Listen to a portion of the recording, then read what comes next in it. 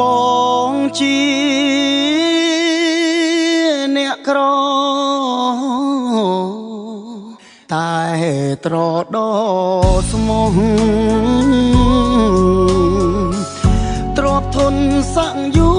គឺបងគ្មានទេបេះដូងស្មោះមួយហ៊ានថាមិនដែលគិតប្រាលួចលាក់ពីបីតែព្រមលិខិតពិតកំណាចណាស់ព្រោះមនុស្សដែលស្មោះគេຕົកគ្មានន័យស្រីផ្ដើមស្នេហ៍គេអ្នកស៊ីវិល័យចូលអ្នកក្រក្រៃឲ្យរស់ឯកាអោលុយអើយលុយខ្ញុំខ្លាចអ្នកហើយអ្នកអាចធ្វើឲ្យមនុស្សខ្លាំងសាវាយពីសទៅខ្មៅស្មងទៅរឿងសាខ្ញុំចង់ប្រាប់ថាស្អប់អ្នកខ្លាំងណាស់ដួលមិនចង់ក្រោក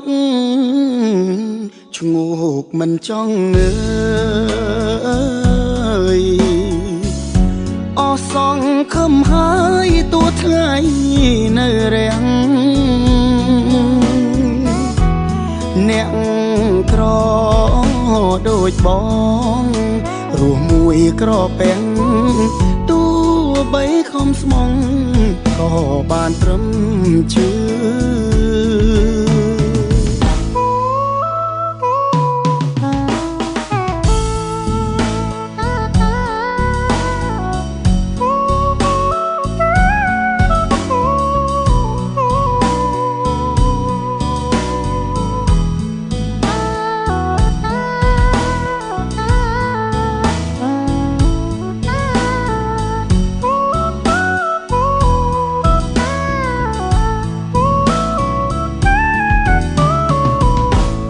អោលុយអើយលុយខ្ញុំខ្លាចអ្នកហើ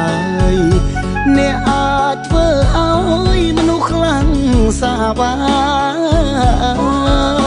យពីសទៅខ្មៅស្មងទៅរឿងសាខ្ញុំចង់ប្រាប់ថាស្អប់អ្នកខ្លាំងណាស់